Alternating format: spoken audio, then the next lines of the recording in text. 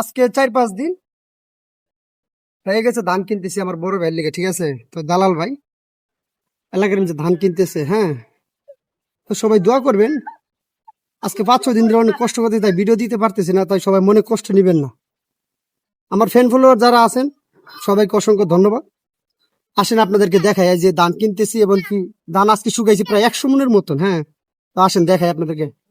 ভাই না দেখাও তো, এই যে বস্তা আল্লাহর মধ্যে ভরা শুরু করছি অলরেডি, প্রায় 40 বস্তা, এক একটা নিজে 80 কেজি করে হলো, ঠিক আছে?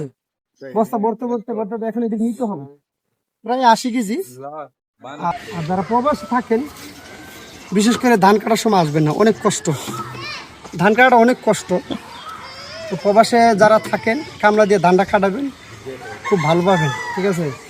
দেশে আসবেন ভাই, ধান কাটা অনেক কষ্ট, আর ধান লোয়াটা অনেক কষ্ট। তারপর আমরা গর্ব, গ্রামের ছেলে, গ্রামের ধানটা নিই, মনে একটা আনন্দ লাগে, ঠিক আছে? তো আসেন দেখেন মাশাআল্লাহ কতগুলো ধান আজকে নিলাম, হ্যাঁ।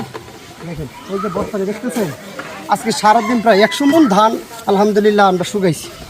তো সবাই দোয়া করবেন, এই ধান দিয়ে আমরা খাওয়া দাওয়া সব কিছু করি।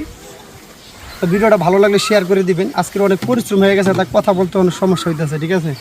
আজকে অনেক রৌদ্র মাশাআল্লাহ প্রচণ্ড রোদ গেছে, কেন রৌদ্র থাকলে আলহামদুলিল্লাহ আমরা সুন্দরভাবে ধানগুলি নিতে পারছি, এটাই যে সবচেয়ে বড় কথা। প্রবাসী ভাইয়েরা তো সবাই ভালো থাকবেন, আর শহরের বাইরে আসবেন, আমাদের গ্রাম দেশে ঘুরে ঘুরে যাইবেন, এটাই যে সবচেয়ে বড় কথা, ঠিক আছে? আজকে গরমের দিনে খালি গিয়ে গেছে, কেউ মাইন্ডে নেবেন না।